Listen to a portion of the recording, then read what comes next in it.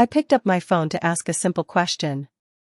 The kind of question any mother has the right to ask her son. When is the wedding? I didn't even get to dial. My daughter-in-law stood in front of me, holding her coffee as if it were just another ordinary morning. She looked me straight in the eyes and smiled. Not warmly. Not awkwardly.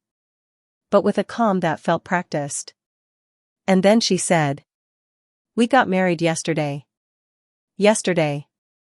The word hung in the air, heavy and final. No call. No invitation. No warning.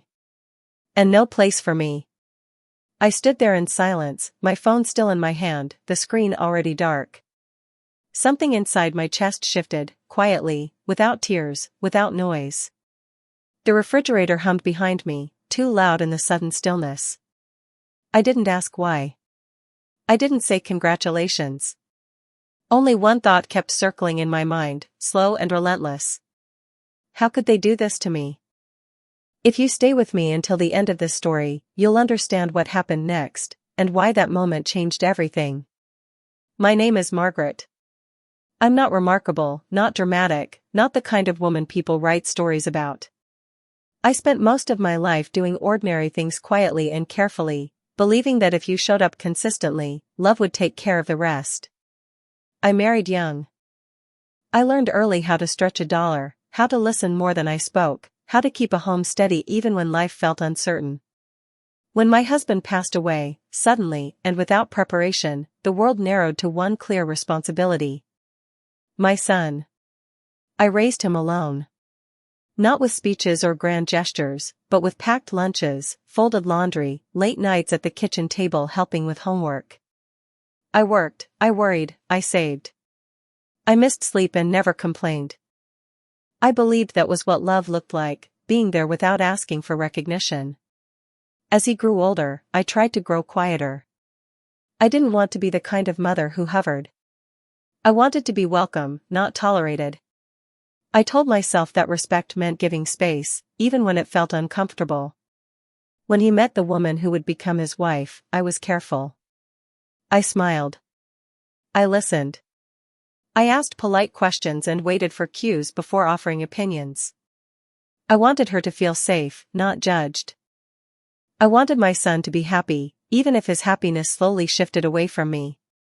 When they announced they were engaged, I felt something warm and hopeful. Not excitement for myself, but relief, for him. I thought this meant our family was growing, not rearranging.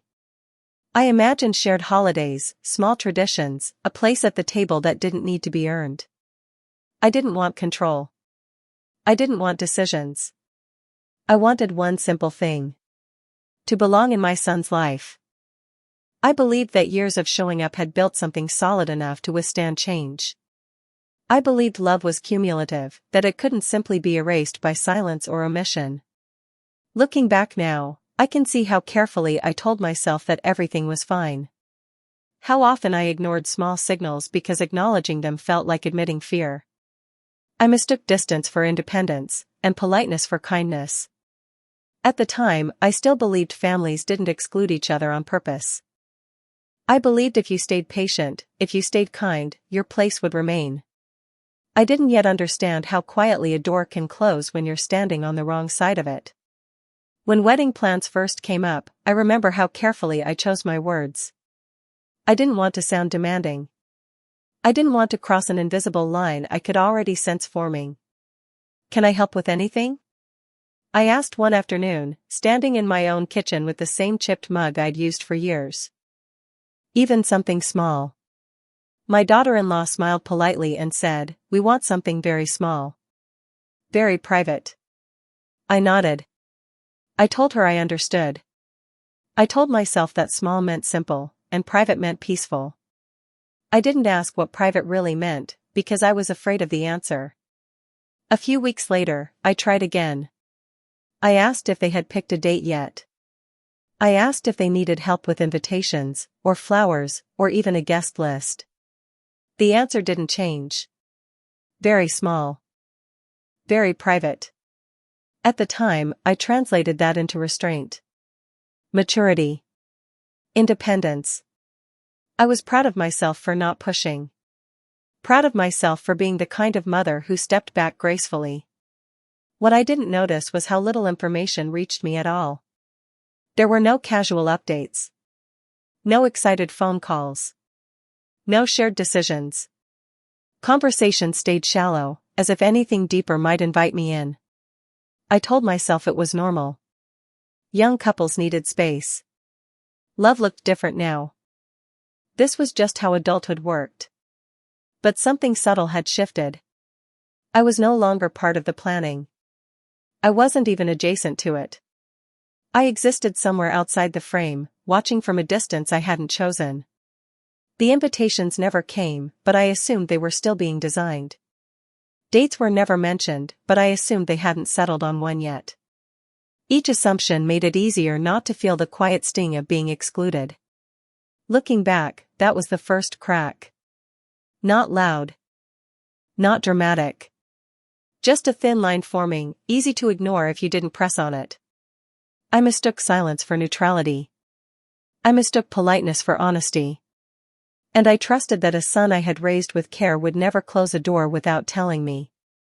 I was wrong, but I wouldn't understand that until it was already too late.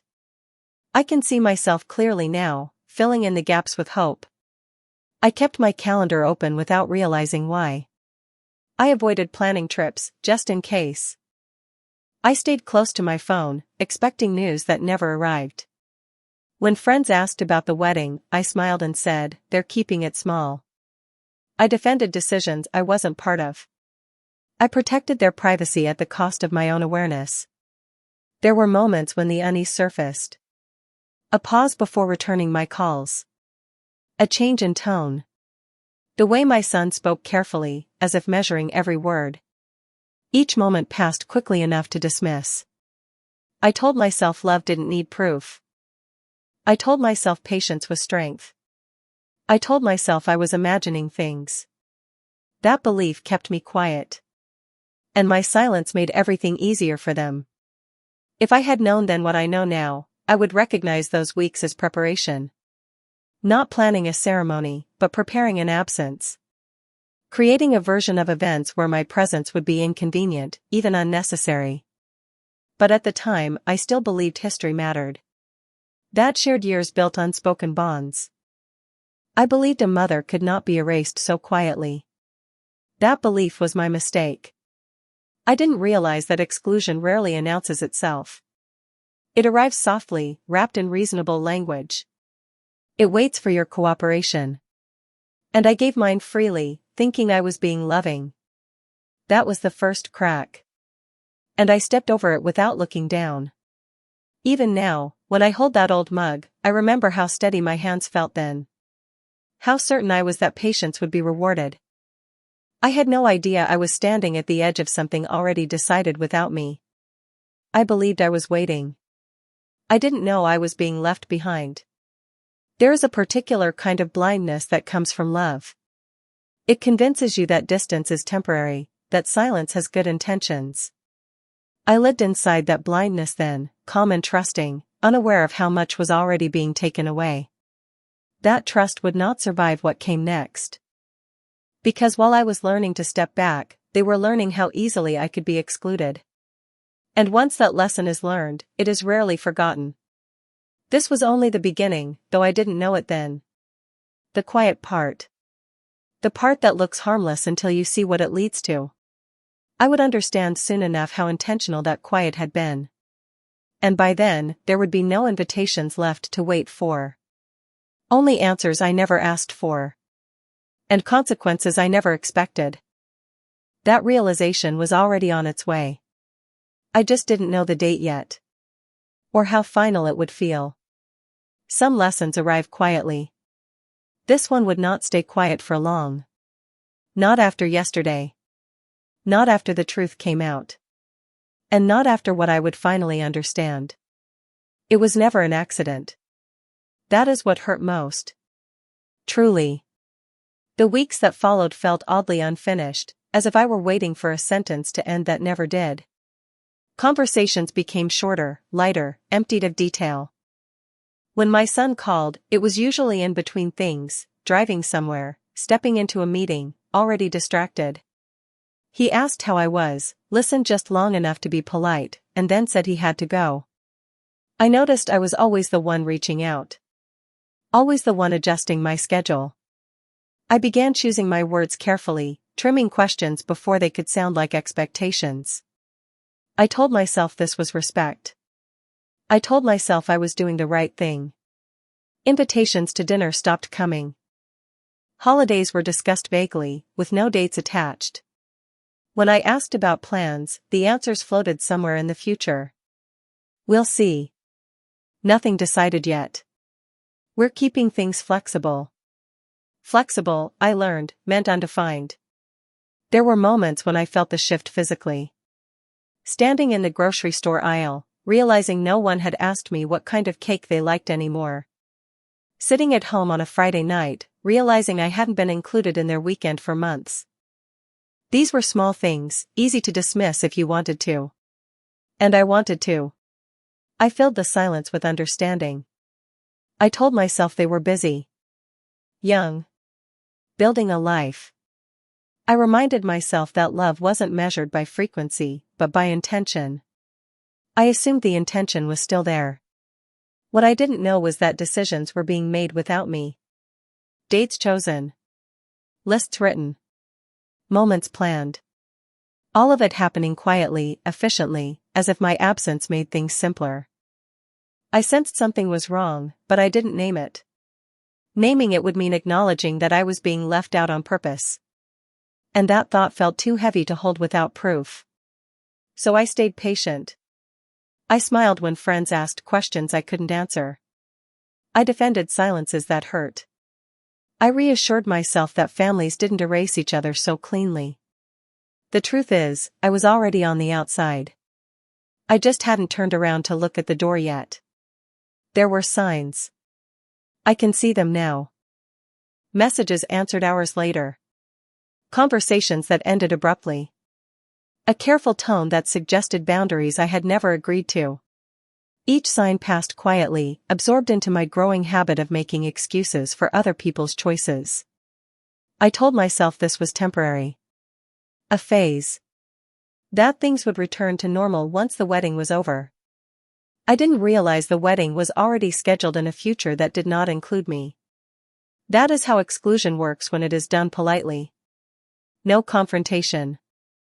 No raised voices. Just less space, less information, less presence. Until one day you realize you are no longer part of the story being told. At the time, I was still waiting for news. Still checking my phone more often than I admitted. Still believing that love, once earned, could not simply be withdrawn. I didn't know that yesterday was already planned. And that by the time I learned the truth, there would be nothing left to clarify. No misunderstandings to fix. No explanations that could restore what had been quietly taken away. Only a realization waiting for me. One I wasn't ready for yet. The silence kept growing. And I stayed inside it, trusting it would eventually break. It didn't. It was only getting started. It came back to me in fragments at first. That moment. That sentence. The way the air seemed to thicken when she said it. We got married yesterday. I replayed it later, alone, sitting in my living room with the curtains half drawn, as if changing the angle might change the meaning. Yesterday. I thought about the day before. I remembered exactly what I had been doing. I had gone to the bank in the morning. I had folded laundry in the afternoon. I had made soup from what was left in the refrigerator. An ordinary day. A day that now carried a weight I hadn't known it held. While I was doing those small, quiet things, my son was getting married. Without me. I opened my laptop that evening and typed his name into the search bar, not knowing what I was looking for and afraid of what I might find. The page loaded slowly. And then the pictures appeared. Smiling faces. A small ceremony. Flowers I didn't recognize. Guests standing close together, laughing, holding glasses. People I knew. People I had sat beside at birthdays and holidays. All of them present for something I had not even known was happening. I scrolled carefully, as if moving too fast might make it worse. There was my son. His hand on her back. His smile easy, relaxed. A smile I hadn't seen in months. He looked happy. And somehow, that made it hurt more. I looked for myself without meaning to. In reflections. In the background. In the corners of photos where someone might have been cropped out. I wasn't there. That was the moment the truth settled fully. Not as shock, but as certainty. This wasn't a misunderstanding. This wasn't forgetfulness. This was a choice. They hadn't told me because they didn't want me there. I closed the laptop and sat very still. No tears came. My body felt heavy, but my mind was strangely clear. I understood something then that I hadn't allowed myself to see before. I wasn't simply overlooked.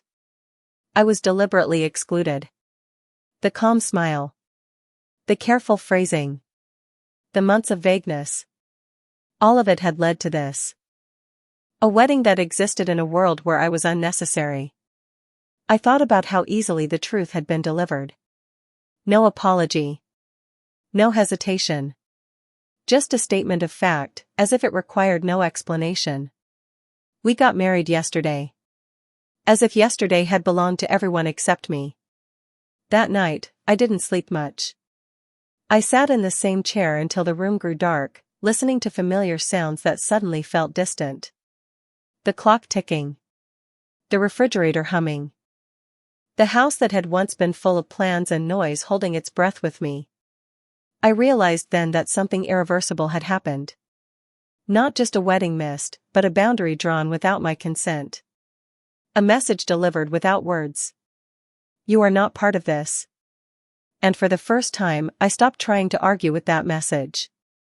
Because once you see a truth clearly, you cannot pretend it didn't arrive. Yesterday had already passed. And with it, something I would never get back. The truth didn't arrive in one dramatic confession. It came the way cold water comes through a thin crack, slow at first, then steady, until you realize the floor is already damp. For the first day or two, I didn't go hunting for answers. I let the shock settle. I told myself I didn't want to snoop. I told myself I still believed in privacy. But the quiet in my house felt different now. It wasn't peaceful. It was hollow. On Monday morning, out of habit more than suspicion, I opened my bank app. I always checked it at the start of the week: pension deposit, utilities, the small transfers I made to keep things tidy. Nothing looked wrong, but the act itself reminded me how much of my life had once been built on shared information, shared calendars, shared holidays, shared updates, shared "will tell mom." I closed the app and opened my email. I typed my son's name into the search bar. Then her name. Then the word wedding. My fingers hesitated before I hit enter, as if even that small action might make me disloyal. That's when I saw it, a confirmation email from months earlier, buried beneath grocery receipts and newsletters. A venue inquiry. A reply with a date. Another message with an attachment I hadn't opened. My stomach tightened, not with panic, but with recognition. They had chosen the day while I was still asking if there was a day. I clicked into my old shared calendar next, the one my son used years ago when he helped me set up my phone, back when he insisted I should keep everything in one place. I hadn't looked at it in months. There it was, almost like a joke, a blocked-off weekend. No title. Just a private entry. And right after it, another private entry: dinner. Private. Private. Private. So it wasn't chaos. It wasn't last minute. It wasn't impulsive romance. It was organized. They had been hiding order. I sat back and stared at the screen. In that moment, all the vague answers rearranged themselves into something clear. We're keeping it small. We're not sure yet. We'll let you know. Those weren't delays. They were walls. And then the real why began to show itself, not in one big reason, but in a collection of small, uncomfortable truths. If I was there, they would have to explain the distance. They would have to answer questions like, "Why didn't you tell me?" They would have to look me in the eyes and admit they were shutting me out. If I wasn't there, none of that was required. They could float through the day with smiling faces and clean photographs, untouched by the weight of history. My presence wasn't dangerous. My presence was inconvenient. I was the reminder that family is not just a guest list. It's a timeline. And timelines bring accountability. I replayed recent conversations and heard what I'd missed, the careful tone, the quick subject changes, the way my son sounded like he was reading from a script. I remembered asking, gently, "Do you have a date?" and hearing him answer too fast, "Not yet." Too fast for someone who truly didn't know. The truth was, they weren't afraid I would interfere. They were afraid I would be there, watching, remembering, existing in the room as proof that something had changed. And once I understood that, the calmness of my daughter-in-law's smile made sense. It wasn't nervousness. It was relief. Relief that the hard part, the part where they would have to include me, was already over. I closed the laptop and sat in the quiet, my hands folded in my lap. I felt grief, yes, but underneath it I felt something else, certainty. This wasn't an accident to forgive. It was a decision to accept. And accepting it didn't mean approving it. It meant seeing it clearly, so I could finally decide what to do with the life that was still mine. Later that afternoon I checked the family group chat. Nothing. No big news. No blurry photo. Just small talk and emojis, as if the weekend had been ordinary.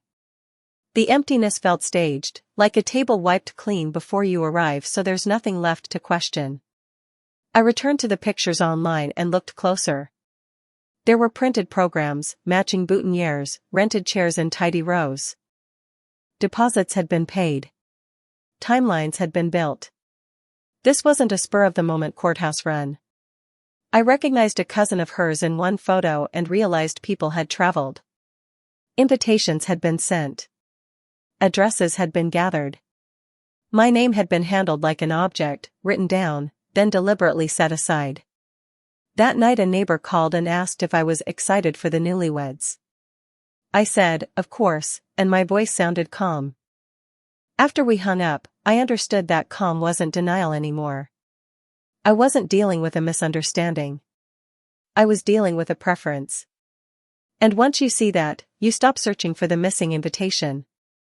You start asking a different question: what, exactly, have I been financing with my silence?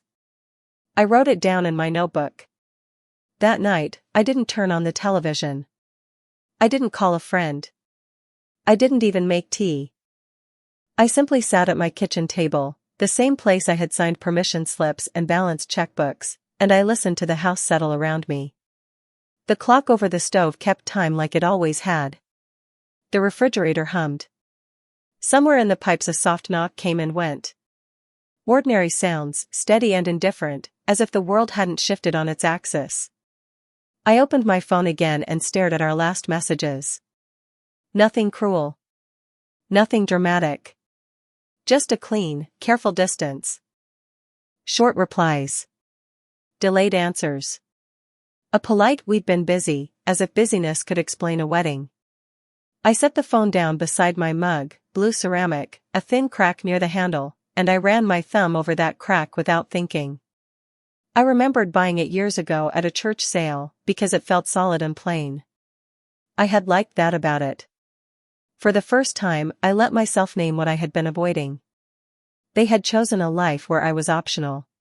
Not because I was dangerous. Not because I was unstable. Not because I had demanded too much.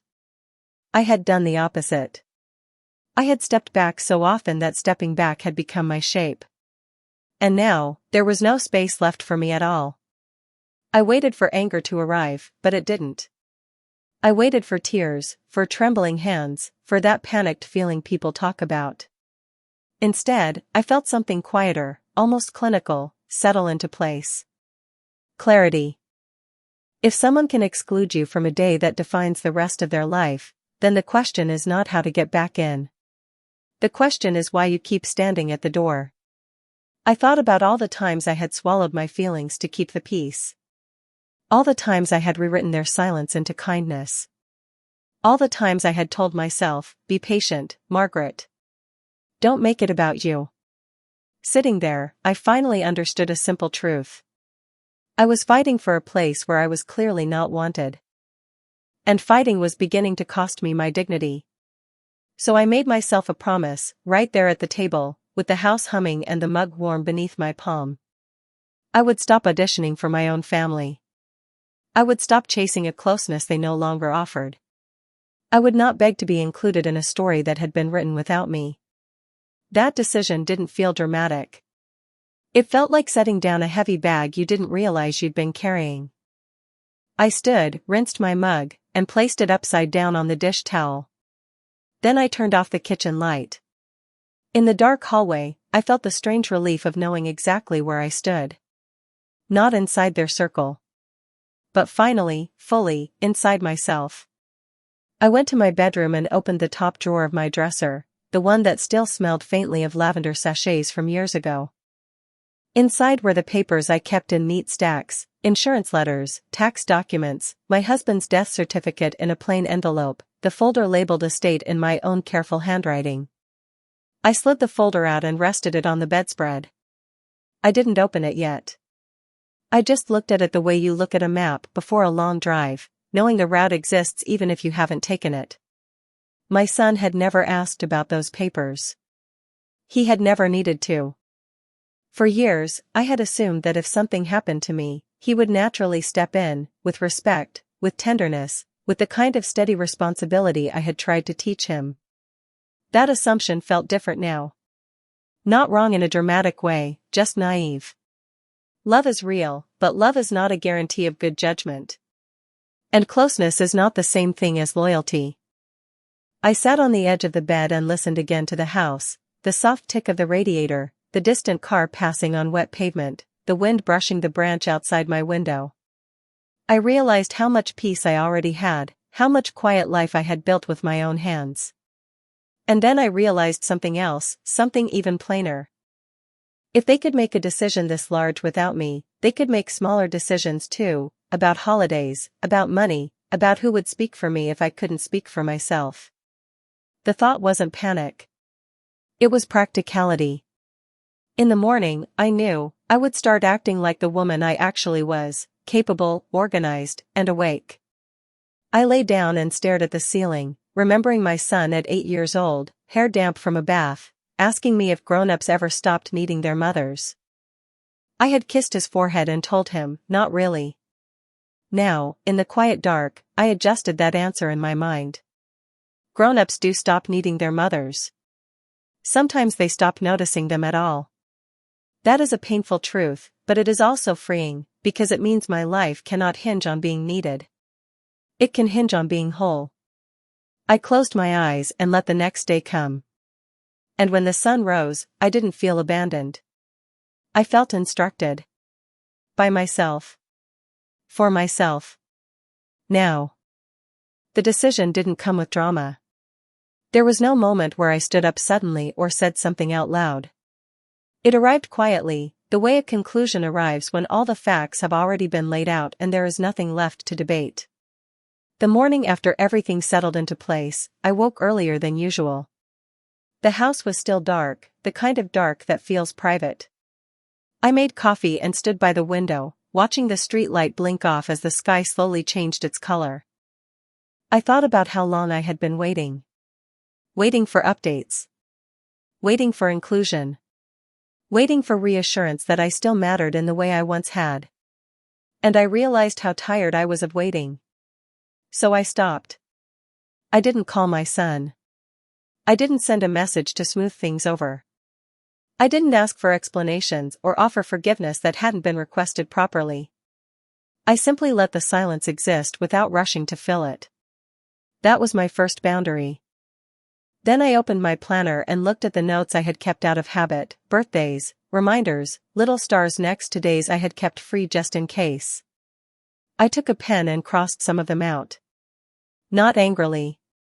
cleanly. As if correcting an error. I decided I would no longer make myself smaller to remain included. I would no longer pretend confusion where there had been clarity. And I would no longer carry responsibility for choices that were not mine. That afternoon, I made a short list. Practical things. Necessary things. The kind of list you make when you finally accept that you are your own point of reference. I scheduled an appointment to review my paperwork. I updated contact information. I removed shared access where it no longer made sense. Not out of punishment, but out of accuracy. Lives had changed. My records needed to reflect that. I also stopped explaining. When friends asked how the wedding had been, I said, they had a nice day. When they asked if I had gone, I said, no. And I let the silence after that sentence belong to them. I didn't defend anyone. I didn't accuse anyone. I let the truth stand on its own. Choosing myself felt unfamiliar at first. Not selfish, just unused. I had spent so many years orienting my choices around other people that making decisions without checking how they might land felt almost wrong. But it wasn't wrong. It was overdue. I began filling my days differently. I accepted invitations I had once postponed. I signed up for a class I had always said I was too busy for. I stopped leaving weekends open for plans that never materialized. Each small choice reinforced the same message: my life did not need permission to move forward. I knew there would be consequences. Distance has a way of calling attention to itself. Silence eventually gets noticed when someone is used to you filling the gaps. I understood that my absence would create discomfort. But discomfort is not cruelty. It is simply the natural response to change. I didn't announce my decision. I lived it. I answered when spoken to, but I no longer chased. I was polite, but no longer pliable. I was present, but not available for rewriting history. Somewhere in that process, I felt something steady return. Not happiness exactly, but balance. A sense that I was standing on solid ground again. I hadn't lost my family that day they got married. I had found myself.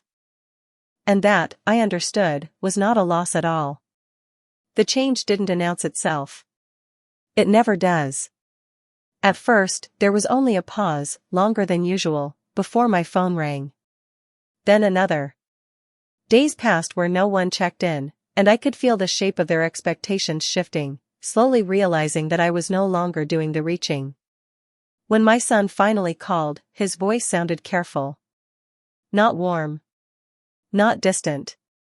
Careful, like someone stepping onto thin ice.